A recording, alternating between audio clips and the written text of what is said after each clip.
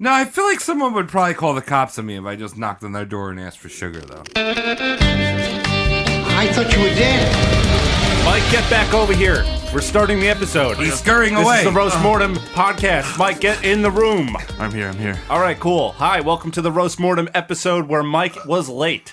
Sorry. Late to the show. My name is Tom. I'm Travis. And I'm Mike. Hey, I'm Cody, all the way in Hawaii. Hey, man. You're an all-star. Thank you. You noticed. I'm so glad. How's the weather over there?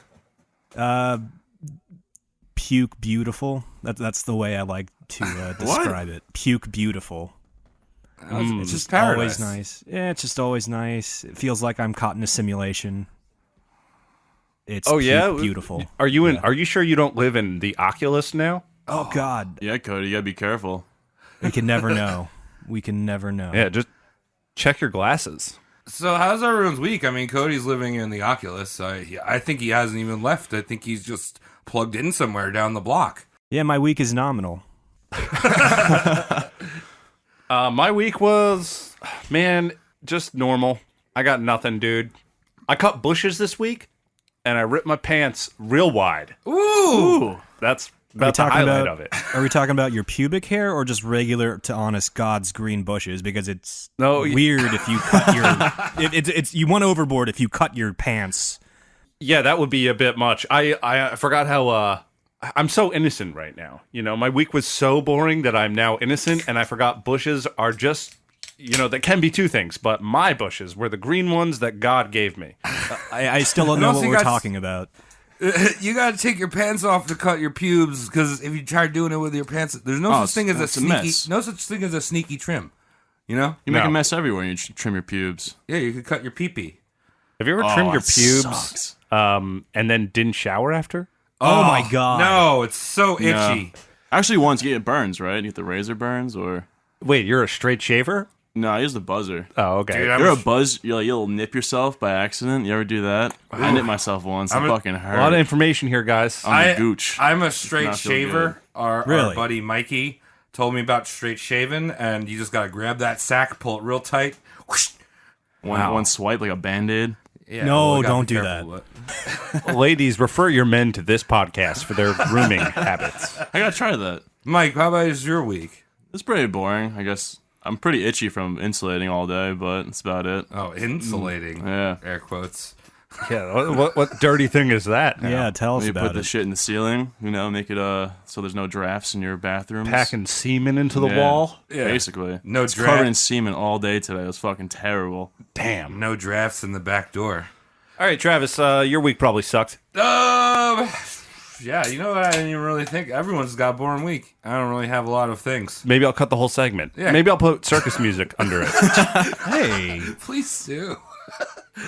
Yeah, I mean, no one really likes this part anyway. No, everyone likes this part. No one does. This is my thing. I contributed it to the show. Yeah, but you didn't think about the rest of us or the listeners when you contributed it to. All right, Tom. Who's on the Chapman's Town? All right, we're going to do something a little different here. We're going to do two people at once. really? Yeah, couple bros. We're going to talk about two bros, and they're called the Collyer Bros, i.e. Collyer brothers. Oh, thank you for Nope. explaining that one. No, not French. They're New York City inhabitants, and they're basically the guide to how to become a trash person. Oh, that's awesome. I feel like there's a lot of New York City inhabitants that are Yeah. guys to be trash people. I know lots of trash people. Wait, so they're called the Cumps Bros? The Collyer brothers. Yeah, that's it. The Cum Bros. So, in summary, have you guys ever seen that show Hoarders? Oh, yeah, I love that Oh. shit. Yeah, it's the one with like my the human God. pigs that Yeah, just yeah. roll around and shit all day. I actually Oh go my into some God. hoarders' houses sometimes when I install air conditioners, and it's fucking terrible. Like, Yeah. literally, you can't fucking move at all in their house. There's like one little pathway, and it's like fucking disgusting. How are you supposed to install whatever you install? You have to move all this shit out the weed? way. It's Do you ever get one of those hoarders that's just like, don't touch that stuff. It's organized.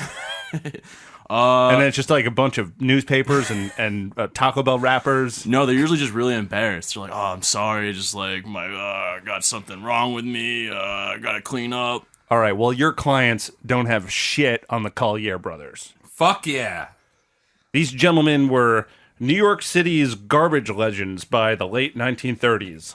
Living in their once beautiful 4-story brownstone located in Harlem, the brothers collected loads and loads of absolute shit while also living in the shadows. Note on this episode, these jerks have kind of resurfaced on the internet recently. There's a few videos you can find about them on YouTube. That guy Frederick Knutson did a video who does the Down the Rabbit Hole series. I recommend checking that out. Ooh. But there's a lot of contradictory and unaligned statements made about this story in general. Okay. Because there's a lot of misleading information. The sources never really lined up. We find out that the one brother that we got a lot of information from was a compulsive liar. Oh. And this is 1930s and 40s, so, It's kind of shaky. we're going to fill in the blanks with some of the videos. But my main resource for this was a book called Ghosty Men. Ghosty men. I'm gonna call my semen ghosty men from now on because they're like they're pale. They're not really human just yet. Yeah. They definitely have souls, but that's about it. Yeah, only half. I have a question. Are they twin brothers? They're not twins, these Tom, guys. wait, Tom, did you just blow my mind? Every time I'm blowing my load, I'm killing souls? You are. Absolutely, dude. If you really think about it, you kind of are. Billions, Travis. Fucked. There's so many dead souls in my bed. Killed a lot of people if you think about it. There's a I lot there. sleep on top of dead souls. Think about this. Women have been fucking up since day one because they're only providing one egg at a time. And you're shooting thousands of souls. Millions. What the hell is going on here? Yeah, millions. We're really lucky if you man. think about it. We made it to this point. So, let's see where these two sperms go. Okay. So, the origin story. Their father, Herman Livingston Collyer, was a successful gynecologist that worked out of Bellevue Hospital in Midtown, which is the United States' oldest operating hospital and still is around today. Oh. I don't know why I laugh whenever I hear gynecologist. Well, I definitely laugh because I can't relate. Why don't No, why don't we just add the VA to there so they can just be vaginacologists? It's way more straightforward. There's no confusion. You don't have to explain anything. I don't know. Maybe we'd laugh more. Maybe they took the VA away from it. So chumps like us, which I mean I feel like we have some very spot on opinions. So if we were laughing all the time at these women going to vaginacologist, how would they feel? Yeah.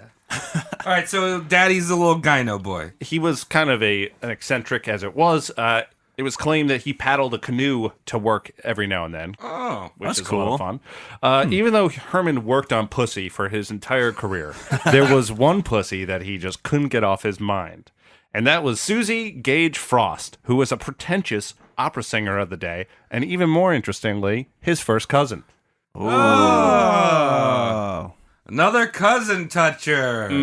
Looking at your cousin's vagina. That's what he's doing. He's looking at his cousin's vagina. He's touching it, man. He's doing all sorts He's of in there. things. Ugh. I just imagine, well, her family's like, oh, we got to send her to the gyno, but we don't really want to pay the price. Like, could the cousin do it? And he's like, oh, yeah. let me Family check this discount. out. A little family discount, please. Yeah, Oh, family discount. wow. Yeah. That's like that family porn and the doctor porn mixed together. But these people were probably fat and both had mustaches. So, I never get the doctor really. porn. I don't understand why that's a turn on to some peeps, but whatever. when the doctor's a male, it's just like, I don't have that degree. I can't relate to this guy's dick. I feel much more inadequate. Aside from like the 11-inch penis, it's just like, oh man, I don't have a doctorate. This guy's showing me up twofold. Yeah, like the plumber thing I get, because I'm like, all right, I could go to plumber school for 6 months and probably do that job. Average Joe. Blue collar pornography. Big sausage pizza. Hands down, most relatable porn ever. I was always waiting for that to happen to me, like deliver pizza to someone's house and like they seduce me, but it never happened. Well, the problem is, Mike, you're doing it wrong. You need to watch Big Sausage Pizza. You need to cut a hole in the pizza and the box, stick your dick through, and Just be be like, straightforward with it. yeah, you got to stick your dick through There's that no hole and be going like, back from that excuse point. me, did you order sausage? Yes, yeah. All right, so let's get back to these creepy people. So in their mind, the Livingston heritage and the bloodline was important for them to continue, hence why they were ancestral. They told people that their ancestors came from England on the Speedwell. To quote one of the brothers, Langley Collyer, which was really better than the Mayflower, which was totally a lie, because the Speedwell was scheduled to leave for America August 1620 alongside the Mayflower. But when it left dock, it started taking on water and had to go back. 11 passengers of the Speedwell jumped ship onto the Mayflower, which wasn't their relatives. The Speedwell ended up getting there about a year later, but as we can see, that's one lie that our dude Langley, who I'm about to cover, will tell. He's very adamant about this. I came here on the Speedwell. Much better than the Mayflower. Also, I mean, terrible name for a ship that just sinks and is really slow. We speed well. Their family was one of the earliest settlers in New York, even though that bit was a lie. The Livingstons had been in New York for a long time, and they made a nice amount of dough on building ships and steamboats. So there was family money to be had. Anyway, these two got married and moved into a shitty apartment in Manhattan. It's not because they couldn't afford a nice one. They were just really cheap. There they had their first child, Susan Collyer, but she died about 4 months later, probably because of, like, inbreeding. You shouldn't mash your cousin. Cause of death is just inbreeding. The cousins tried again, and on November 6th, 1881, Susie gave birth to Homer Lusk Collyer. Yes. Name. Homer. Did he just go by Lusk? He went by Homer, but I wish he went by Lusk. I want to name my kid Homer. Lusk sounds like a really dirty liquor you buy. Yeah, toilet Like booze. You got like Steel Reserve and then Lusk Plus. Then a few years later, on October 3rd, 1885, Langley Wakeman Collyer was born. That would be all these two hot mustached cousins would produce. Yeah. So what's the age difference? 4 years. 4 years. Okay. So we got Homer, and then the younger brother, Langley. Such like hillbilly names. I love it. Oh, yeah. Wait, you said they were making money off steamships, right? Well, the family had. Okay. But now the son, Herman, who was Langley and Homer's father, he had broken off from the family business to pursue medicine. Oh, okay. So he's not, because he would have been working with the Vanderbilts if that His family line did. I mean, okay. the Lancasters were everywhere. Oh, okay. I got you. But that kind of, I mean, I'm sure there's still money in the Lancaster name somewhere. It's a big family name. You'd think being a doctor, he'd realize that incest is not good, or he'd like understand it maybe. I don't know. I mean, like, look at Darwin. Yeah. Yeah. You know? He was a cousin fucker. Einstein was a cousin fucker. Who That's wanted right. to bang their mom? Oh, you thinking about Sigmund Freud? Yeah, Sigmund Freud. Yeah. Yeah. Oh, yeah, he always wanted to do that. Yeah. All right, but anyway, the good gynecologist and his singing cousin wanted the sons to be educated and engage in the haughty upper-class lifestyle. Susie would read old literature, philosophy in Greek, music lessons, promote higher learning at every chance they got.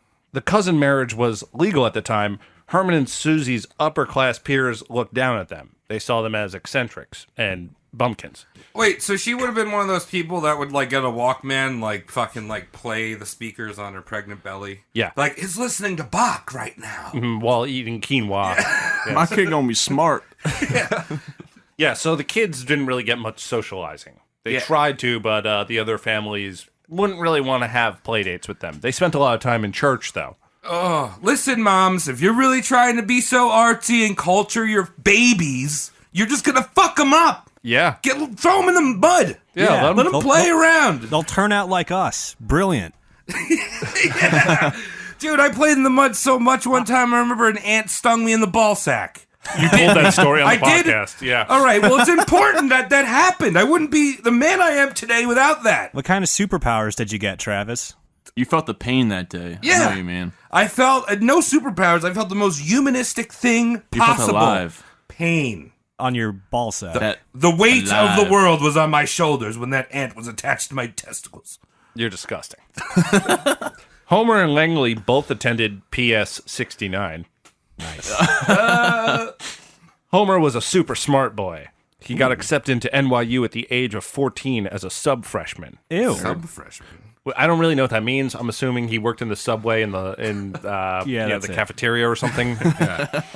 Dude, let me get the sausage parm. Yeah. Shut up, I'm a sub-freshman. I'm reading Greek. When he graduated 6 years later, he attended Columbia Universities. Some sources say that he studied maritime law, and the other sources say he studied real estate law. Those are very different. Yeah. I wouldn't be surprised if it was both, to be honest with you, because these guys did nothing but read.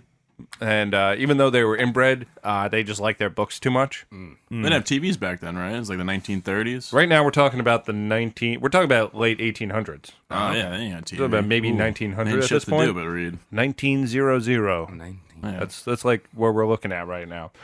Langley also claimed to have studied engineering at Columbia University. The school has no record of him attending, though. But he is on record as being a classically trained pianist who even played Carnegie Hall a few times. But he gave that up. In his own words, he said, "My last concert was at Carnegie Hall. Paderewski followed me.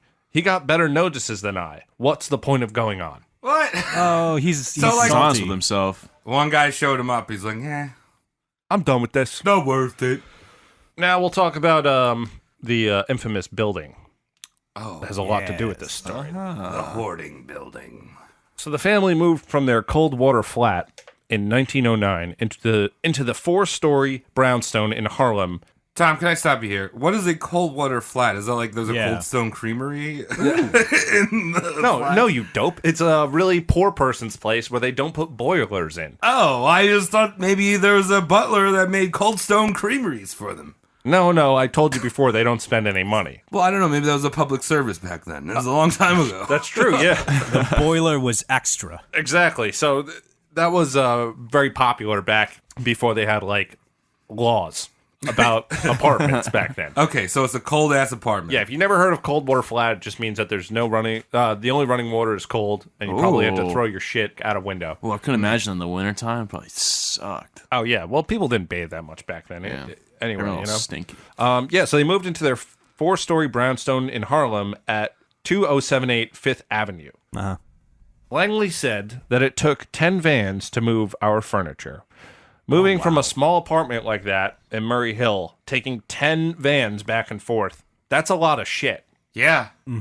So you can imagine the clutter they already are used to. Just give me anxiety thinking about it. I how know, much but- shit they have. Yeah, Like, Mike. hold on. So this is like, you know, the turn of the 20th century. Like, nowadays, I mean, you see hoarders that just collect, like, burrito wrappers we were talking about. But then there's also these hoarders that collect things.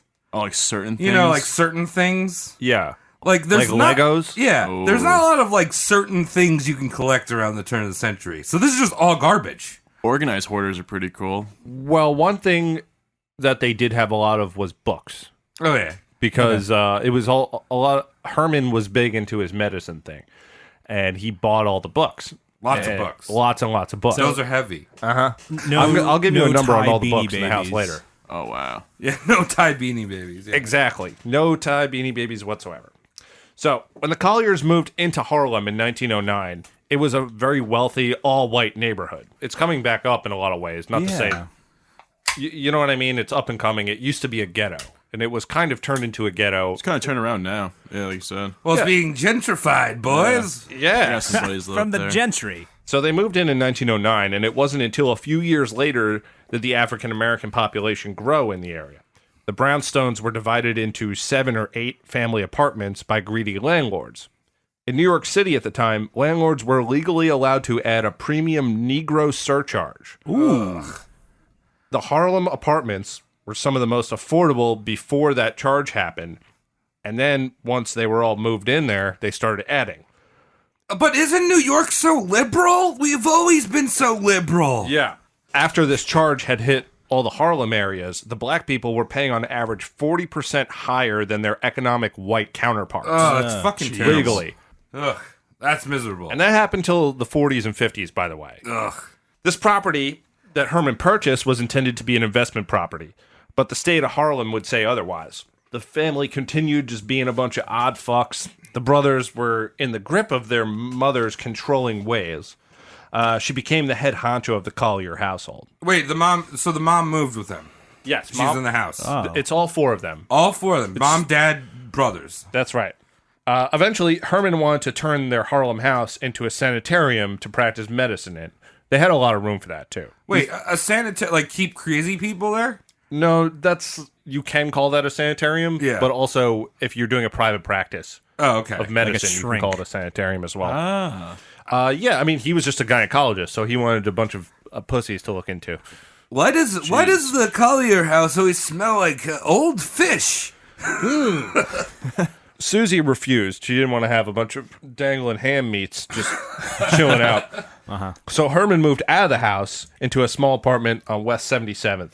He lived there till he died in 1923. Homer and Langley stayed with their mom in the stanky-ass mansion until she died in 1926. Okay. So now it's just the two brothers. Two brothers. Yeah. My brother collects shit. I collect shit. So you get educated so you can get a job. So Homer goes to work. The Cum brothers. Homer goes to work now. In 1928 and 1929, he worked as an admiralty lawyer for John I'm taking that line again. That fucking sucked. In 1928 and 1929, he worked as an admiralty lawyer for John McMullen, a Wall Street attorney who was basically the family lawyer anyway. Wait, so he was a lawyer for a lawyer. Well, he worked, this guy was a partner and he was working under him as a lawyer. Like What's an Slean on Barnes? Admiralty that's the maritime thing.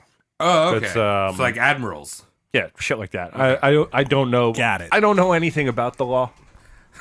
I just know when a police officer asks me to take my pants off, I don't have to. What if it's a hot police officer? Oh, yeah. I don't have to. also You don't have. So this is McMullen on Homer. Homer was delighted in having people take him for a poor, eccentric man. Then he would prove otherwise by pulling out a roll of bills and going through it into a discussion that he showed he was not eccentric. Oh, he's a baller. Yeah, Ugh, I told you they have money. But he looked like shit all the time because they're all cheap. Yeah. He's flexing it. Yeah. He would wear his father's clothes from the 1910s, fashion that was certainly not suitable for the 1920s and 1930s. Very different. Oh yeah. So hip. Yeah, he's kind of stood out like a Spider-Man in Times Square. Dude, Spider-Man in Times Square is a normal thing. You get your picture taken with them. They steal some money out of your pockets. Picture's Yeah. $1. I mean, you can kind of equate it to this. Like, Homer and Langley both wore these kind of clothes whenever they were seen in public. They were kind of like those assholes who thought fedoras were really cool into their 20s. Wait, I'm so glad I never got into fedoras. Yeah. I mean, I wore fedoras for a while. Yeah, but you were younger. Yeah, Travis and I have but you can fedoras rock from it. Italy. I had a fedora when I was like 14. Yeah, that's right. That's probably when I had it. And then I realized I was a dick. I used to rock fedoras and bowling shirts. Like I was real cool. Dude, that's a very cool look. Bowling People would shirts are stop. awesome. You'd be longboarding through town and people would stop and be like, "Hey, dude, Why? how'd you get so cool?" Why you got that mayonnaise in your hands? Oh. The next job Homer worked was at a respected city title insurance company. Oh, I thought you were gonna say like a nuclear power plant. Well, that would be interesting. There, he kind of came across as a rich man, too, right off the bat. People thought his clothing was odd. He was really good at his job, but he made people in the office very uncomfortable. Oh, His boss, Saul Fromsk, once picked up one of Homer's newspapers that he always carried around. He kind of just picked it up on the desk, and out came Homer's lunch. oh, Spilled everywhere. Ew. Yeah, Yeah. It was just, I don't know what it was, but we can was it soup? A giant salmon just pops out of his newspaper. Minestrone. maybe like 3-week-old lo mein or something. I don't know. The vegetable one because it's Ew. cheaper than chicken. I don't know. I mean, there's always. I feel like everyone can relate to the guy at work that is really good, but like he's just fucking weirdo. Like, leave me alone, Steven. Leave me alone. Well, who's Steven? I don't know. I'm making this man up. Oh, okay. But I know someone that's like that. Stop being what's- so nice and good at your job. What's that guy's real name? Homer. When Fromsk asked Homer why he walked 8 miles to work every day, Homer said that taking a subway was a waste of money. Upon realizing that Homer's shoes were paper thin, he offered him a retroactive raise and promotion on the spot to cover getting some new shoes for him. because he really liked him. I gotta start doing what Homer's doing. Retroactive Getting all ways. brand new shit, promotions. It doesn't work like that today, where everyone's squeezing every single penny, and Netflix is more important than paying someone else to do something important. Oh man, would Homer have a fucking aneurysm if he found out the price of the Subway now? Am I right? Right. So Homer was so insulted by this act of kindness that Saul had offered that he just left the office and never came back or ever went to work again, for that matter. Wow. That was the end of his career. So he had shit. Madonna. Yep, he had 2 years of work under his belt. How Dunzo. dare you be so nice to me? I'm out of here. Yep. So Langley never worked outside of his nights as a concert pianist. Penis. The two withdrew from any socializing and isolated themselves inside the mansion that seemed to be collecting some mass. Shortly after their mother died, construction of the Triborough Bridge began, and this is 1929-ish. The neighborhood had become a ghetto the last 15 years that they've been living there, but Homer saw the new bridge would bring some value back into the neighborhood, so he purchased the house directly across the street from him as an investment property. Little Homer's second home. Home away from home. He just has his vacation house. So, to quote the real estate agent who sold him the property, whose name was Claremont Morris, That's a cool These name. names, dude. yeah, they met me at the Farmers Loan and Trust Company in old-fashioned clothes, gates-ajar collars, high old-time socks, and queer old hats. The brothers pulled out money from their pockets, $7,500 cash. Oh my Oh, god. what? Yeah, they paid for the property right there and then. Morris ended up becoming the only person that the Colliers would consider a friend. I imagine all these bills that they're handing them are all like crumpled, like fucking like. Mustard stained. Trying to Yeah, unfold them. He's like, I have 100 right here. Hold on. We were just talking about it before off the show about I used to have Travis pockets, so I'd come over. We'd Yeah, be so on hanging top out. of the fucking sex beast of a fedora move and the Yeah. bowling shirts, Dude, he'd wear cargo pants. Yeah, cargo pants are awesome. And I would have so much shit in my pockets. I just wish it was $7,500 I was pulling out. It was more like ice cream cone wrappers and like crumpled receipts. It's a good time. Yeah, that was the equivalent of about $130,000 today. Wow. Also, can I add a lot of open condom wrappers because I was getting so much from that fucking fedora. You know what I mean? All right, at the end of this episode, Fedora any itself. listeners, I'd like you to write in and perhaps tell us which one of these facts is a lie. There's only one that's a lie? There's just one, unless Langley has got me on a spin. So this is Morris on being the first person to be invited into the house since the mother died. Ooh. The windows, or what was left of them, hadn't been washed in years. Those broken by the neighborhood boys had been replaced by boards. Great piles of newspapers, boxes, and old wood were heaped in the hall. Behind the scattered sections of the automobile stood a couple pianos. Langley told me that he had more than 10. I believed him. Even in daylight, it was so dark, Langley held a lamp to guide me. Oh my god. Langley told him that he had simplified their lives so they weren't using gas or electricity at this point. He also told them that they simplified their diet. I believe they lived for the most part on peanut butter and black bread. Oh my god. Oh. Ooh. Yum, yum. Peanut Eat 'em butter, up. black bread. So they're walking around in like a cave Pretty much. Yeah, that's what I'm picturing. with like 10 pianos and an automobile? Yes. Like they brought a car into their apartment? Yeah, how'd they do that? It was Herman's, their father's. He had a Ford Model T. And when it broke down, Langley disassembled it on the street and brought piece by piece in. Oh my god. Oh my god. Oh, shit. That's crazy. And you were saying they had, even in daylight, they had to navigate with like an oil lamp? Yes. But it also sounds like these brothers collected books and newspapers out the ass. So I'm just imagining like they live in one big tinderbox and work by oil light and have no problem. Pretty much. It's like, this is fine. Super smart. Super smart men. Jeez. Yeah, that's spot on. Looking at vaginas and... So Morris is their only friend, and they ended up hanging out 2 more times. The first time, Yeah, the first time they showed up at his house unannounced at 10 p.m. They hung out and talked art, literature, philosophy till about 2 a.m. Morris offered to see them home. They intended to walk back to their place, which was about 100 blocks. Morris decided to walk with them, but tapped out around 80. Took a cab back. Damn. Oh my God. Nice. Shortly after that, someone tried to break into the Collyer house, so the brothers decided that one of them has to remain home at all times. Oh, fuck.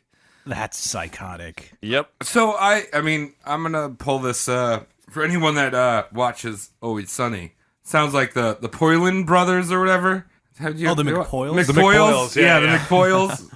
Kind of. Yeah, like, oh, they drink milk and Wow. Yeah, that's really good because Right? that's going to tie into the story a bit later. all right. So like that's what I'm picturing. This like unibrow, you know, my mom's my cousin's uncle. Yeah, here's all this shit I got. You want to try it? Imagine that, the McPoyles, but in like 1910s garb. Right. So Morris's next encounter was with just Homer. And he woke up to Homer knocking on Morris's drain pipe at about 10 p.m. Wait, what? Homer went to Morris's house and just started knocking on the drain pipe. That's how he got his attention. Why not the door? I don't know. I'm not sure. Knock 3 times on the ceiling if you want me. It's old school doorbell. Yeah. So Homer had come to inform Morris that he was going blind and never planned to leave their house again. Oh my God. Wow. It just gets worse. Oh, this gonna take a sense We have of a humor. ride ahead of us. So much burning whale oil. I can't see anymore. I'm sorry, buddy, but I'm not leaving the house no more. Yeah. Spermaceti. And it was true. Homer did lose his sight. The only time Homer was seen outside of the house after this was New Year's Eve, 1940, where Langley was seen leading his brother around on an errand. Wow. So with like a leash and collar. You can imagine that. Yeah, a little gimp mask on. Giddy up, Homer. Now, I'm going to mention our one of the sources for a lot of this information now. This is the first-hand source. The Ghosty Men is a second-hand source. Mm-hmm. Uh-huh. And the guy, Franz Lids, did all of his research through papers written by Helen Warden. Now, Helen Warden, she's a reporter who started getting information straight from Langley Collyer to set some rumors straight. You see, they were so strange that people were kind of fascinated with what was going on. Wait, so also now Harlem's like the hood, right? So it's like, Yeah. right. So like all these black guys are moving in. They're like, what the fuck's wrong with these dudes? Kind of, Tell you, yeah. freak right? show. Imagine moving into your apartment and being like, you guys own that whole house? You only come out at night? Like vampires. There's 2 of you in there? Yeah, so she did actually get some information from Langley. She wanted to clear up some of the myths about the brothers, and she saw how people in the neighborhood and even extended neighborhoods kind of knew about these guys because they were just so fucking bizarre. But Langley only gave certain information out, and he would refrain from talking about other topics. And sometimes he would be caught dead in a lie, like the speedwell. The mystery behind these 2 flea bags grew even further with this. Langley thought it would clear things up and people would just leave him alone, but it just made it worse. These were kind of like the Kardashians of the 1930s and 40s. Gross, disgusting fart tubes with a lot of money that didn't contribute anything, and people were fascinated by their lifestyle. Right. You're right. But it seems like they're much less photogenic than the Kardashians. Well, yeah. They didn't want the fame, but Well, at the same time, it's that same kind of interest. I mean, vanity is totally subjective. Yeah, but they didn't have what Cody's trying to say. They didn't have the bootay of any of the Kim Kardashian. Well, that's true. But I mean, nowadays, like I'm saying, these little cumboys, like they didn't have like They didn't have butt implants. they didn't have little Kane West's child, East West. What's his name? Northwest. Northwest. Who cares? Yeah, so people were just kind of fascinated with them, and I don't know, I kind of chalked them up to a Kardashian-esque celebrity status because they didn't do anything. I get it, but it's like Kim Kardashian, but for like National Enquirer. You know what I mean? Like Bat Boy shit. Seeing Bigfoot or Right? some shit. So later in 1940, Homer contracted rheumatism, which caused him to go permanently paralyzed. Whoa. What's that called again? Rheumatism? Rheumatism, yeah. Jeez. If it's not super treated, it can arthritis. fuck with you. Yeah, you're just like done in the joints. Holy crap. So Homer became entirely reliant on Langley. The 2 also had an aversion towards doctors. And with Dad's old medical library laying around, Langley thought he'd be able to take really good care of his brother.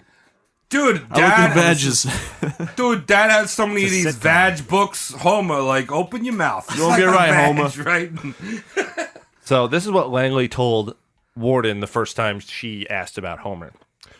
Homer and I decided we would not call any doctors. You see, we know too much about medicine. Doctors would remove Homer's optic nerve and he would be blind forever. They would treat his rheumatism with drugs that would shorten Homer's life. No, we decided to do it our own way, by diet and rest. Homer eats 100 oranges a week and is improving. He can sit up a little bit now. I'm gonna start doing that. We believe in letting nature take its course. I cook his meals. Oh, they're anti-vaxxers. Yeah, big time. I cook his meals, and I have to cut up his meat into little cubes so he can eat it with a spoon. Oh, that's cute. I have to bathe him and tend to all his wants. I used to read to him. We have all the classics in our library. I used to read Shakespeare and Dickens, but my eyes went bad too, so I stopped. So now we just talk and listen to the radio. When Homer first lost his sight, he used to see visions of beautiful buildings, always in red. He would describe them to me, and I would try to paint them as he directed. Someday, when Homer regains his sight, I will show him the paintings. It's kind of like Mice and Men. It's very strange. Yo, let me just feed you these meat cubes, dog. And, I want to get these. It's like creepy as shit. Mike, if I lose Don't my... forget the 100 oranges. Yeah, Mike, Yeah. If I lose my eyes, will you, like, cut out some oranges and feed me, like... Squeeze them into your eyes. Like a soccer mom? Yeah. Yeah, Langley, you're doing it wrong. You just got to squeeze him into the fucking... Yeah, but it's called vitamin C, because you're supposed to see that, right? Feed you some carrots or something like that. Yeah, just Like, ram those carrots. He's like that scene from Ace Ventura when nature calls where he has the asparagus in his mouth and the oranges in his eyes. Yeah. Wait, so how old are these boys right now? Are they like crusty old men, or are they like... Right at this point, 1940, yeah, they're old men. They've already had the reputation of being creepy and weird. But one thing that this fucking book, Ghosty Men, does really bad is it doesn't give you much of a timeline. Okay. I read the whole thing. It's not very big, and honestly, pick it up. It's pretty interesting. The author himself talks a bit about a couple of his family members that were like this, and I think that's why he wanted to cover this. I hate when they do that. It was interesting, though. Oh, okay. Like some of the anecdotes about his Uncle Arthur. Right. And how similar he was. So I understood because it was right. it was a direct correlation. I got that. But the timeline is fucked in this book. So if I have any timeline shit off, sorry. I tried my best. Don't pick up the book. I mean, this is called Ghosty Men. Don't pick up the book Ghosty Maine, because I don't think that guy knows how to write or read. Ghosty I like the cover of it. Yeah. Looks like a newspaper. So it wasn't entirely just oranges and peanut butter and black bread.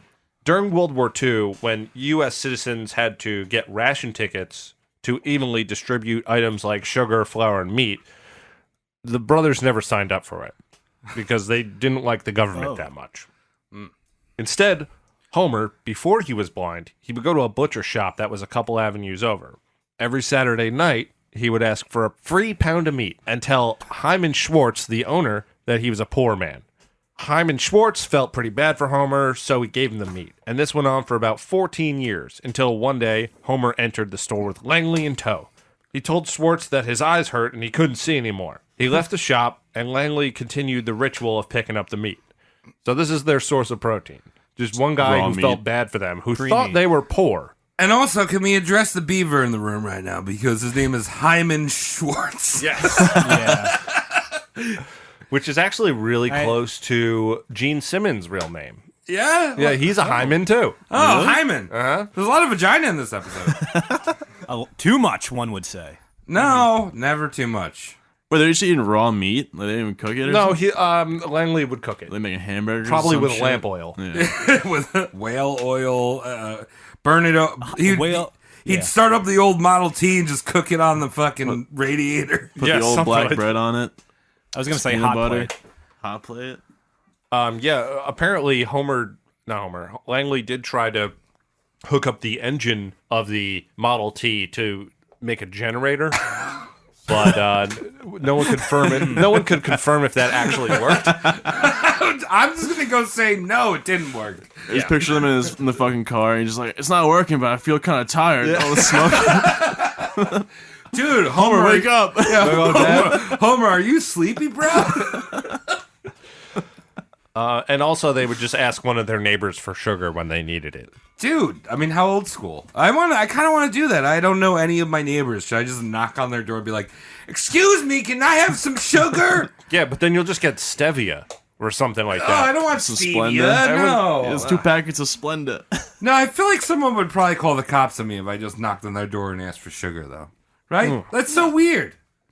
Yeah. No, you know what? I feel like it depends on what kind of container you show up to collect the sugar with. Like a burlap sack, right? That's okay. That would get the cops called on you, yeah. Yeah. What's in the sack, man? Oh, it's just mouse traps and razors. Yeah, it's for the sugar. You put your hand in. Yeah, you gotta put it in with your hand. And don't wash your hand. Don't wash Just go to bed with it. Put it right on your face. So Langley had stopped leaving the house before midnight, for the most part. Sometimes he would walk as far as Williamsburg, Brooklyn, which I think was about an 8-mile walk, just to get bread. Yeah, that's you have to walk over like a bridge at least. Yeah. And that's one thing I've always wanted to do is walk the entire distance of Manhattan. Yeah, I like walking. I mean, you could do it in a day. But like just to get fucking bread? Like just because he was cheap. just because he's cheap, right? Yeah. Yeah. Enough to make a nigga go crazy. In the G building, taking all types of medicines. Your ass thought you were better than a son. I keep planets in orbit while I be coming with deeper and more shit. Enough to make you break and shake your ass as I create. Rhyme good as the tasty cake makes. This style I'm mastered in. Niggas catching headaches. What? You need aspirin? Welcome back to the show, everyone. We had some technical difficulties, so you're hearing part 2 of the Collyer brothers, recorded about 4 days later. What year is it? What am I? Whatever year it is, I hope Bill Gates is dead. God damn it, Windows. God damn it, Billy. I'm convinced there's no such thing as a good OS anymore. No. And there never was. So when I say anymore, There's room for improvement. yeah. The only good OS was the TI-95 calculator used on the space shuttle. That's the only one? Got us to good, space. Nice. And you can play Drug Wars on it. Yeah. Last we left off, the listeners, I mean, you know what's going on. Walking for bread. Oh, yeah. He's a bread boy. Yeah, so Taking a Langley's stroll. out there, he's walking for bread. Now, the Collyer brothers were never without their financial woes. Not because they didn't have money, because on top of their father leaving plenty, they also had a piece of land in Long Island that they used to sell billboard space on. So Really? there was an agency collecting rent from the billboard company, and they were sitting on all this money, and they never collected it. What was the billboard for? Was it for the Wiz? It could have been. Nobody beats the Wiz. Nobody beats the Wiz, unless it's the year 2000. In which What case, a local joke. yeah. In which case, Best Buy beat the Wiz. They never collected the rent. The bank actually tried to evict them from their house several times because they didn't pay the mortgage on it. Now, they had bought the property across the street outright, but the house they were living in still had some mortgage payments to go. They had also been living without gas, water, and electricity since their bills had been long overdue. They stopped opening the mail. Who That's the best way to do it. And they used lamp oil for light and heat. And they used a water pump that was just a few blocks over to get any of their drinking water. The bare necessities. That's all they need. Yeah. True queens. You should never drink from public water fountains because someone has put their balls on the. Travis, are you the guy putting your balls? Yeah, anywhere. If you're in a high school, there's been balls on that. Did you ever see the kids that used to like put their lips on it because like the water wouldn't come up all the way? Ugh. Oh, they're dead now. All of those kids are dead now. That's why you vax your children. I think I did it once. So the investment house across the street that I just mentioned, it actually ended up getting repossessed due to lack of an income tax payment. Langley thought that they didn't have income, so they did, but he thought they didn't. So he's like, why am I paying income tax? When the house went up for auction, nobody bid on it, and the state had to buy it at the auction minimum of $100. Oh. Then the tax man came back to offer the house back to Homer, but the Colliers had stopped opening their mail, like I said a long time ago. So the house just went to the state. Imagine what their mailbox looked like. Dude, I think they burned the mail for heat. No, they just saved it somewhere. That's like the parlor is all the mail that they just... Next to the Model T. Their mailbox looked exactly like their brownstone. That's how. There's like a bird making a nest in it. I let my mail kind of like, because most of my mail I never changed my address to my last address. So most of the mail that I get at my apartment is just garbage. So I just let it build up for a few weeks. And then I'm like, I like looked through it real quick and this is all garbage. And then you feed it to the fish at the Heckscher Park. Yeah, and then I put it in my bathroom in the bathtub. It's slowly filling. Yeah, so that $100 that the tax man offered to sell the house back to them, way less than the property tax. So they would have gotten away with highway robbery had they just bought it back. Dumb butts. Yeah. Jeez. But that's that's how the Colliers roll. Yeah. All right. Well, they know everything about tax because they read it in a book.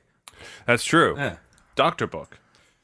Helen had continued publishing the goss about the Collyer brothers in the paper. And she wouldn't just stick to like Langley's own words. She would talk to other neighbors, and sometimes she would publish some rumors.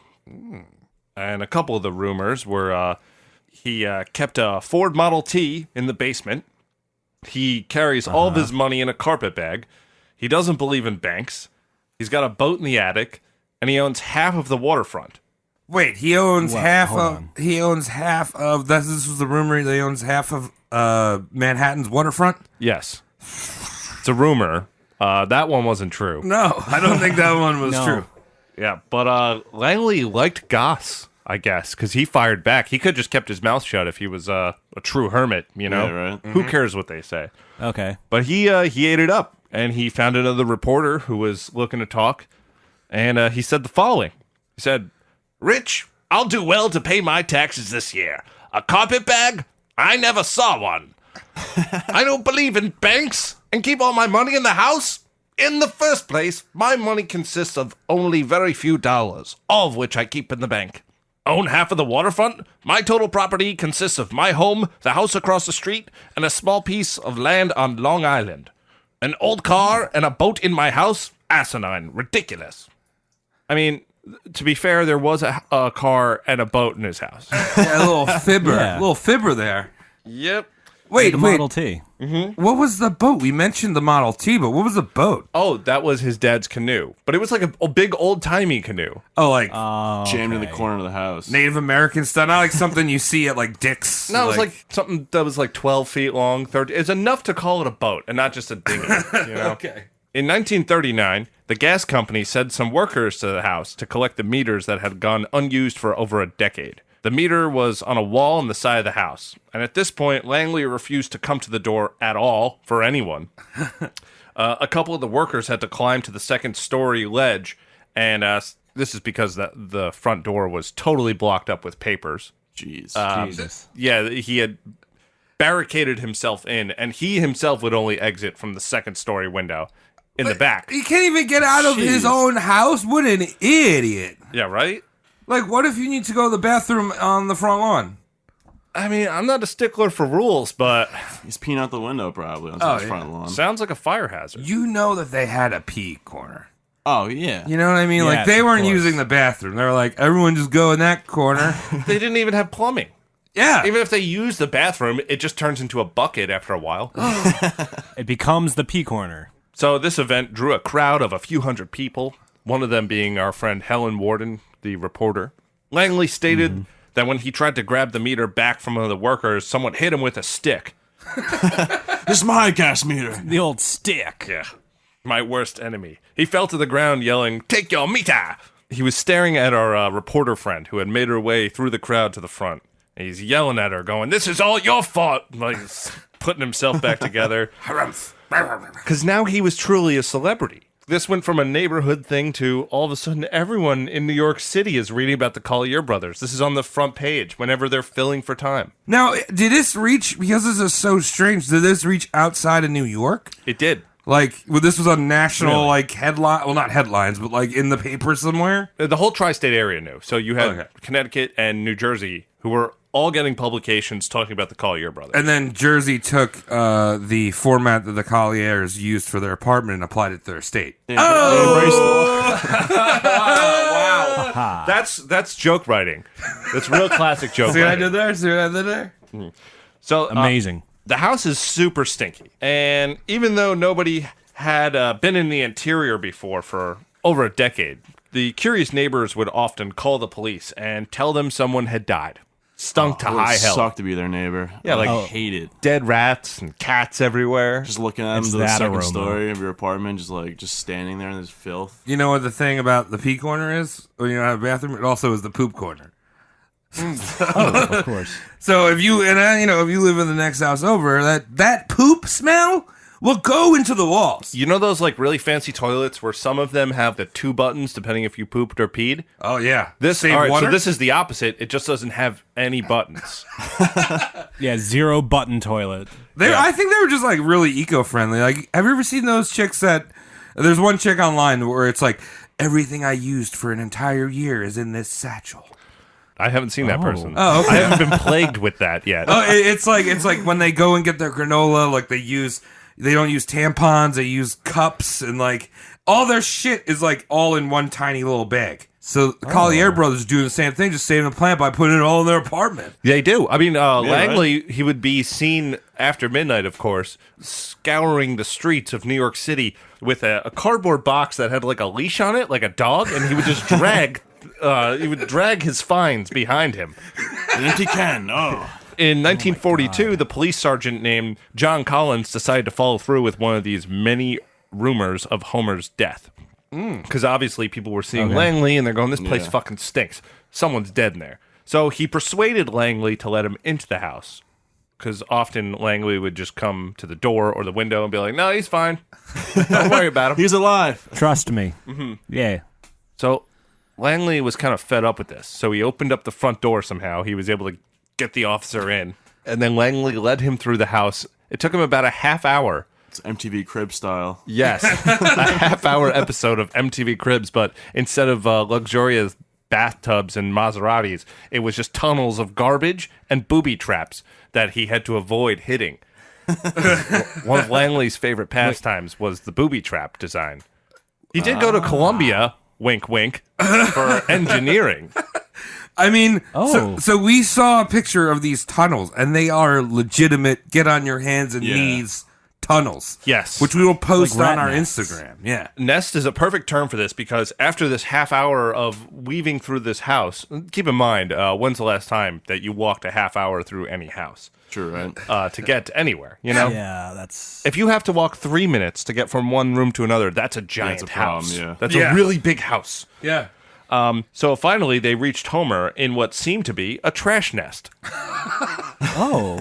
Like a little trash goose? He was like isolated. They Little popped out of a shrine? tunnel. Yeah, like some kind of Winnie the Pooh living Homer in a shrine. tree situation. Except instead of honey, it was just rat piss. Oh. So to quote John Collins, I switched on my flashlight, and there was Homer, sitting up like a mummy. He was on a cot, burlap bag beneath him, with an old overcoat on the foot of the cot. I am Homer L. Collier, the lawyer, the old man said in a deep voice. I want your name and shield number. I am not dead. To which John Collins replied, why are you sitting with your knees up to your chin? Homer responded, my legs are doubled with rheumatism. I will never lie down again. Oh, it sounds so miserable. Dude. What the fuck? Yeah, like I'm laughing at it, but like now that I'm thinking about it, like that shit is fucking creepy. Yes. You just Yeah. turn your flashlight on and there's a guy like Like Benjamin Button, I'm just picturing him. He's like first born as an old man. Yeah, it's Baby fetus that's like just old as shit. now do we know why he went blind? one of the sources said it was a series of strokes, Okay. but Oh, wow. this story has holes in it. Yeah, Like, 'cause I'm just picturing he turns his lights on, right? And there's that old, the old Homer in that position. He's got all cataracts all in his eyes, so it's all like white. Like, I've had that. And I feel like he's damp. Like he's just like really like wet. Oh, yeah, just Super probably wet. like mopping, Yeah, just probably moldy walls and shit. Ugh. yeah. So we got human bread. He's a crouton. These Colliers were never without their woes, and I'm not just talking about the ones that they did to themselves, like never cleaning or not seeing doctors or whatever. In June 1946. Police found 2 intruders on the Collyer property, stealing their plumbing. Which, I mean, come on. It's fine. Oh, no. Yeah, they're not using it. There's nothing here. So one dude got away, and the other dude got charged. The police got him. And they wanted to charge him, but since Langley owned the property, they had to subpoena Langley to come out of the house and go to court. Oh, fuck. Jeez. Oh, no. And I'm pretty sure they did that as a move to get Langley out of the house, because Yeah. reporters were everywhere for this little Right. case. He really didn't need to be there. No. But also, impressive that you're stealing the plumbing. How the fuck did you find it? Yeah, right? Why would you want to go in there? Well, this is the Great Depression, right? Like 1939-ish? Almost out of 40s, it. right? Early This right 40s? now is 46. Oh, 46? Yeah, we are bouncing around a bit, so I got the confusion. Reporters were psyched that Langley had been there, so they asked him some stuff, and he says, "Living in Harlem the past 40 years has been nothing but harassment." The reporters then asked him about Homer, to which he said, "I cook all his food for him, and he's never had indigestion. Oh, good. okay. Homer weighs 200 pounds and is in great shape. Big boy. I treat him myself, and we've never had a doctor. I've lost 50 pounds in that time because I have never slept, but I'm not complaining. I have a way of relaxing without sleeping, so I can be ready to answer my brother whenever he needs anything." Ah, it's so creepy. It's so weird. Yeah. Oh, just relaxing in the dark. For years. Just watching Homer rest. Fuck. Jesus fucking Christ. Rocking back and forth. Homer. Are you All hungry? right. He's fine. I'm relaxed. Maybe Langley's one of those guys who's he's like a Greek mom, and he's actually keeping Homer awake. Are you okay? Are you okay? Do you need anything? Oh. Do you need a water? I can go get a water. So, kids threw rocks through the windows, and Langley would board the windows up, and this would let in even less light. I think there was only 2 intact windows by the time this house was actually gone through. Langley was leaving the house less and less. One of the few people that would spot him was his neighbor, Miriam Fasten. Langley actually liked talking to her because she was really nice, and he would open up with information. She wasn't the press. She didn't really talk to anyone. But she did end up talking to the press later. But I'm going to tell you a little quote from her describing Langley. Okay. Oh, God. She asked how he was doing, and he goes, "Not so good. My brother isn't well. If he dies, I'm going to jump in the river. He's all I have to live for. Oh. Besides, the police would hold me because I didn't have a doctor for him. I'd rather be dead than to go through all that. When Homer dies, tell them to look for me in the river." Jeez. Oh. So that's a good That's way to pretty live. psychotic. Dark. Yeah, right? Just go get a doctor. Go get a right. doctor. Get some fresh air. Drag your Open brother the window outside. up, you know? Transfer some money? Yeah. Yeah. Do anything Go to the bank. else? Find out if you have any money or not. Did you ever have that childhood anxiety of trying to keep a Tamagotchi alive? You'd go on a slumber party and come back and just be dead, and you know what I mean? You're like, what do I do? Do I flush the Tamagotchi down the toilet? This is the same thing, but much more poop and IRL. Instead of a Tamagotchi, it's just a mess of twisted jeans and bones. Yeah. We should make a Homer Tamagotchi. Yeah, we should. So speaking of a dying Homer Tamagotchi, someone asked me how Homer died. How did he do the thing that he do when he died? I'm so glad you asked. What he said. On March 21st, 1947, the police got a tip from a Charles Smith saying that the house smelled even worse than usual. Like a dead body was in there or something. So the police went to check in with Langley just to make sure the smell was just trash or a dead cat. Yeah, I'm sure there were plenty of dead bodies, like cats and rats and raccoons. Yeah, gotta be a lot of those. Yeah, a lot of trash pandas in there. Shit and piss everywhere, maybe. Yeah, piss. If you have enough Maybe. piss and poop, it will smell like a dead body. I mean, that's pretty much what a dead body is, piss and poop. Yeah. Oh, yeah. The responding officer knocked on the drain pipe, because I guess that was the only way Langley would talk to people, to let know Langley was outside. No response. At this point, there was no doorbell at all. It had been ripped off. And the front door had been, like I said, re-barricaded with garbage.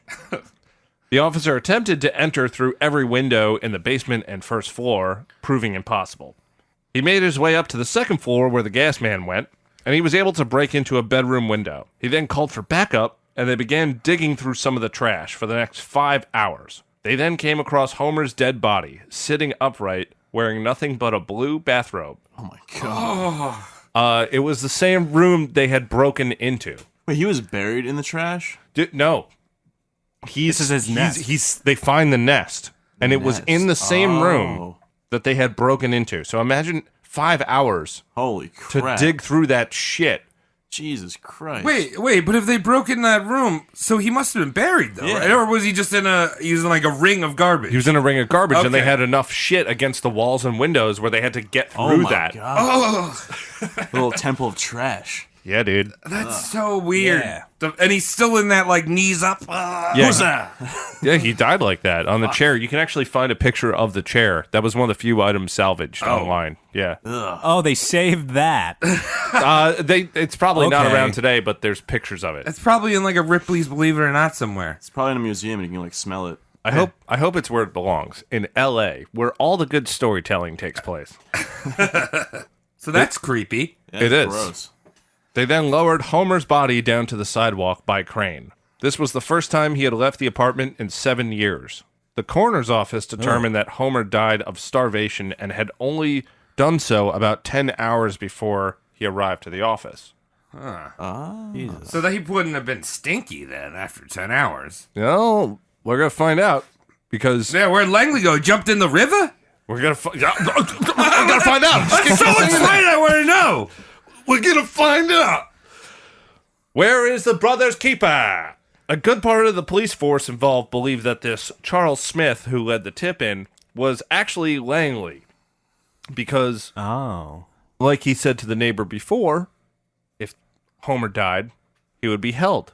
Yeah. And he wanted to get out of there. Yeah. So, which is actually true. If you're watching someone, they die of neglect, you're probably getting some kind of Definitely. charge. Yeah. Well, you just take care of the people that are around you and make sure they can go pee-pee where they need to go pee-pee and make that sure you eat them when you eat things when you're supposed to eat things. If they can walk and reason, then it's not your problem. Yeah. As soon as they can't walk or reason, you got to take care of that person. It's true. Yeah. Yeah. Amazon Prime didn't exist back then. So I can't wait till we have old people drones. Like flying drones and they're just old people on them. I'd like that. Like that's how you deal with them? Oh. You just send them up into like... They might have to get really expensive surgery to hollow their bones out, yeah. like birds. Just like birds of Oh. old people. That'd be cool. So the police had dug through the trash a little bit longer, but then they decided that they were going to put some milk out for the cat. Wink, wink. Ah. Huh? So they were going to take the weekend off because they found Homer on a Friday and wait for Langley to come back. A Wall Street lawyer reported seeing Langley before the police even officially began looking. The police search didn't begin until Monday, till they let the weekend go by and no Langley. Holiday weekend. That was 2 days after Homer was found. The house had now become a destination point for weird tourists coming in from all over the place. Like you were saying before, Oh. New Jersey, Connecticut, other areas in New York. Joyzy. Yeah, the police had to close off 2 surrounding blocks as the curious people swarmed. Because they started ripping apart the house again as they didn't get their Langley back. The milk didn't work. The spoiled Jeez. brother-flavored milk. So then they're just like... Jesus. They're just ripping shit out of this apartment. Look at all this free trash. Yeah. Yeah. Oh, this is some great stuff in here, but it all smells like A urine. Model T. Oh my god. Reports of Langley sightings came flooding into the police, and most of the follow-ups were actually pursued by the police. So you had hundreds of people saying, "I saw them Langleys." Everyone see Langley say, yeah. For the most part, it was just dirty old men. Because New York City's got a lot Got of it. those. And he kind of just looked like a dirty old man, right? Yeah, that was his job, to look like a dirty old man who collected things. He probably had a lot of stains on his pants. Probably like mumbled a lot. Big beard. Multiple reports came in about Langley getting on a bus to leave town. So the FBI got involved, and their search stretched out for 11 states. Wow. Yeah, they looked at all the buses that left and tried to figure out where he could go. Huge. So like their reasoning was like, this guy's really old. Florida. That's where he's going. Bingo. Or he's either going south or he's going north to Foxwoods. Where's the closest Waffle House? That's where I go if I'm trying to skip town. That's it. Indian Casino, Waffle House, Florida. And in each one of these states, reports came flooding in. Because old dirty man everywhere. We got some old men over here, but I don't know if it's the guy you're looking for. Are you Langley? Huh? Might be Langley. I knew Langley in the war. So a funeral was held for Homer, and the police hoped Langley would show up. But he didn't. The police searched the river based on Langley's neighbor's words. A body did show up, and it looked like Langley, but it was just another dirty old man. And also, Throw it back in. also when you're in the river, you kind of just bloat. Yeah, well, that looks like Fat Langley. A real estate agent came forward saying that a few weeks before Homer's death, Langley had visited his office saying that he had been in that house for too long and needed to get out soon. Ooh. The Collyer house was a nightmare. The police began digging through it for about a day or two, but eventually hired some professional hunks to clear the house. Oh, those are good guys. Absolutely. It stunk like way too much. It was a hazard in a way. And there was all the booby traps. And keep in mind, these are New Yorkers saying, "Oh, that stinks too much." Yes. Yeah. When New Yorkers say that's odoriferous, that shit reeks. Yeah, absolutely. real. I'll vouch for that.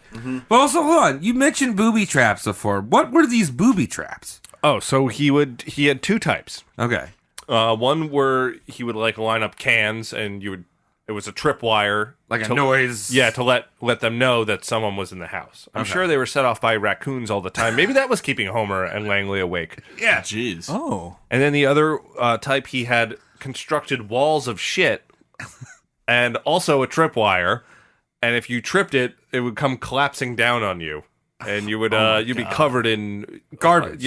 last decade's newspaper and bread boxes. Jesus Christ. Fuck.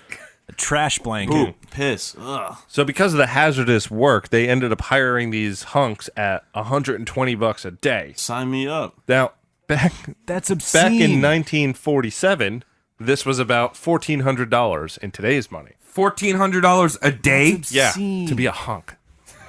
I would do it if you could wear a gas mask. You can wear whatever the hell you want, man. Yeah. Why not? The building authority was afraid that someone would trigger a fall and the floor would cave in. So we ordered the whole place to be evacuated and said that they had to work from the top floor down. They put ladders up to the roof Oh and my broke God. through the skylight and started tossing shit out the top windows, like old mannequins and weird shit like that. And that would just land on the sidewalk and on their front lawn. And there were probably about 500 people a day watching this. Just grabbing shit. Hanging out Throwing out front. shit No one outside. really wanted to grab it. They just wanted to see the shit go down. You know, it's kind of cool watching a mannequin go out of a window. That's true. Yeah. I'd watch it nowadays. Yeah. I mean, there's like YouTube channels for that too. People drop shit off a tall building. I want one of those ladies with the small bags to get dropped off one of those. Yeah, right. But also think about that. This brownstone had a skylight. Like, imagine how gorgeous this place probably was. This was beautiful. Yeah, it's probably like an amazing building, and they just really nice. filled it with trash.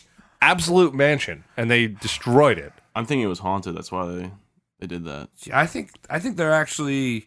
I think Bam Margera reincarnated. He just wanted to trash that fucking. Bam Margera is Langley. It's like I'm out there Yeah. with Steve-O. We're going to go put some newspapers in here, dude. I used to be pissed. Bam, what you bringing all this stuff in the house for?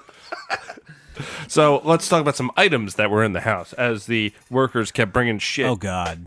14 pianos, 10 of which were grand. Fuck. What? Yeah. How?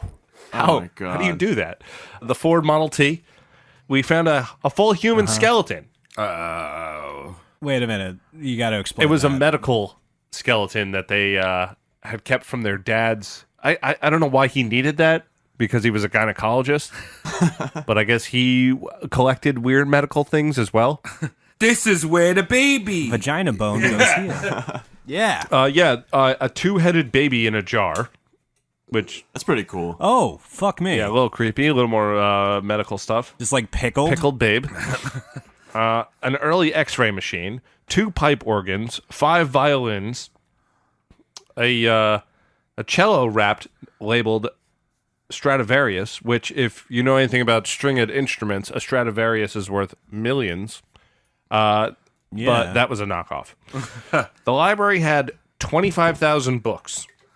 Wow. It's a lot of books. Shit. Jesus. Endless newspapers. There were rats, cats, corpses of all those rats and cats. Shit and piss everywhere, including jars of Langley and Homer's poo-poo and pee-pee. Poo-poo pee-pee jars? Yeah. This one felt the best. I'm keeping this one. Why did they save those? I don't know. Dude, People still do that today. There's a weird phenomenon. Yeah. I'm just saying. it's part of myself. Get a big shit, gotta bottle it up. Do you Don't participate do that. in this, Mike?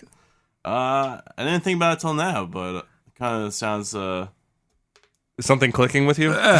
Mike, you gonna become Nothing. Let's change the subject. Mike, you gonna be a jankum dealer? Possibly. Oh my goodness. So 16 days passes since Homer had died, and no sight of Langley. H. Walter Skidmore, the public administrator in charge of the Collyer affairs, and his assistant, Archie Matthews, were going through some of the mess. Skidmore says to Archie, "Hey, Archie, got that odor again. Look under that bump of papers." Oh, no. And when Archie did, he said, "Oh, God. Jesus Christ, I got him by the toe." Why? No one asked you to touch his feet. Well, he was going under the papers. I got your big toe. I hope with some kind of gloves, but yeah. Or tongs. He had actually grabbed Langley by his toe. Oh! Langley had been pinned to the floor by one of his own booby traps. Oh, no. What a He was- gruesome way to go out. He was at most 10 feet away from Homer. Fuck. That's how much shit is in this place. Ugh. Where it took him 16 days to unbury him. Jeez. The body was facing Homer, arms reached out as if he was asking for help. He had been dead for about a month, which means that Homer, crap. Oh, fuck. Homer was unable to see or move and just kind of listened to his brother get smothered to death by one of his own contraptions. Dude! Ugh. And then he just starved to death? Yeah, he starved to death. Oh. His hands, feet, and half of his face had been devoured by rats. Oh. The workers returned the next day and removed 16 tons of trash from that room alone, where Homer and Langley died. Jeez. The grand total of trash removed from the house was 136 tons of garbage. What? That's a lot of How do garbage. No, that's too much. That's structurally unsound. Yeah, I think that's why the building inspector said, start from the top. Yeah, right? Yeah, smart inspector. Yeah, I mean, it had a car in there. Yeah, right.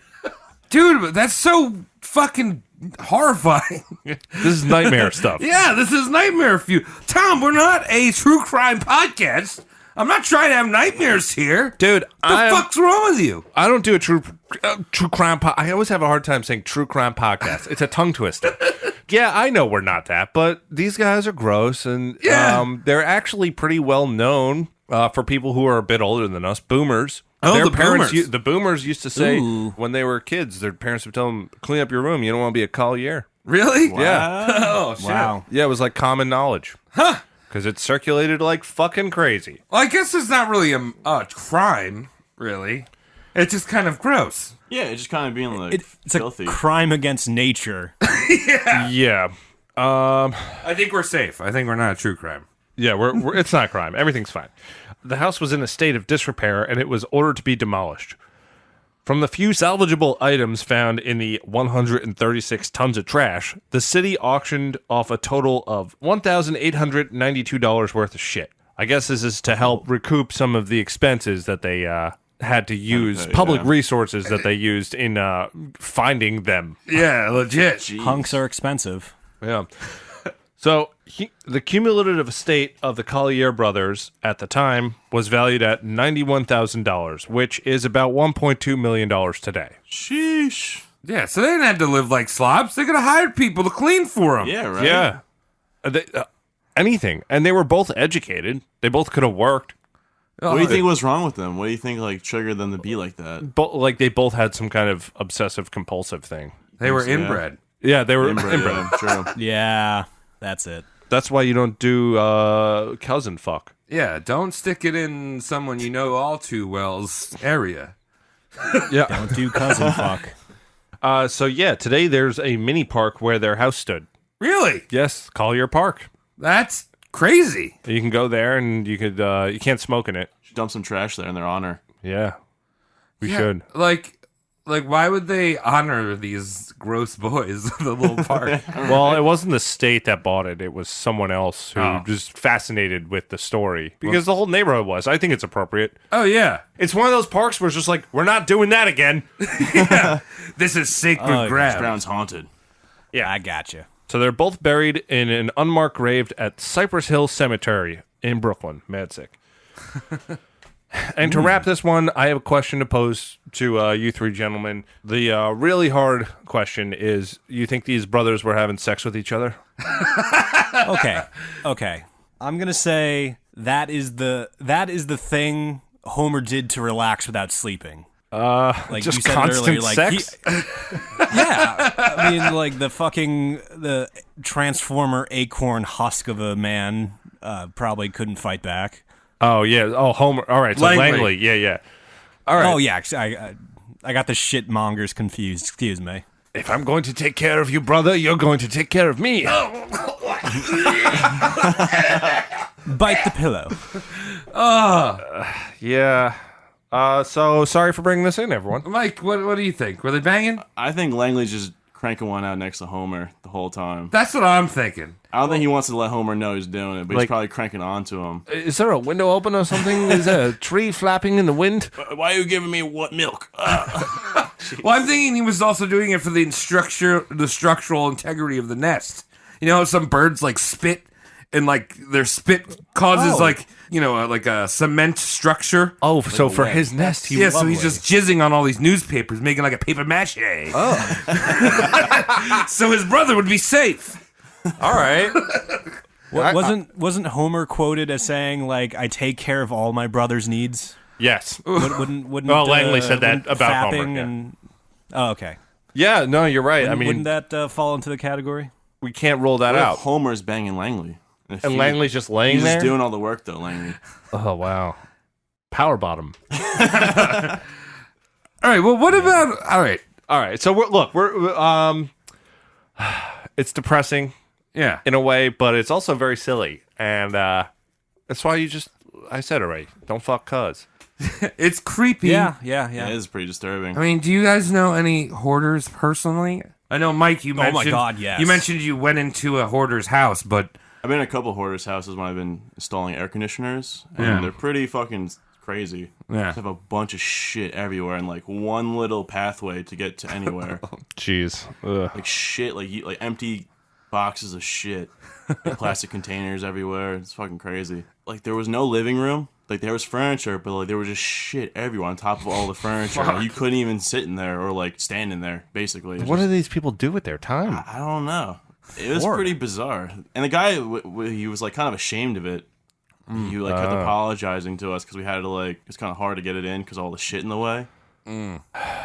Man, you know, like At least he's a courteous Like, hoarder. It's mostly old people too. I kinda know it's a older. job. I would just refuse service. I would Yeah. go clean this shit up. yeah. At least make a possible way for us to get to there without like straining ourselves. I'll put an air conditioner in for free if you straighten your shit up. yeah. Fucking dope. Fucking, that's helping someone. Cody, I know you have a hoarder. Yes, there's one notorious hoarder in my family, and if I'll share some like very slight like horror stories. This person who I love does not like throwing out food or likes to repurpose the usage of food. So that just invites all of the fucking vermin in, rats, mice, you know it. How- It's gross. How do you repurpose food? You can smear food on anything for a protective layer. she was under the assumption that she could like feed the birds with her leftovers, and it just doesn't work because or rats. They're fucking birds, and the rats beat the birds like half the time.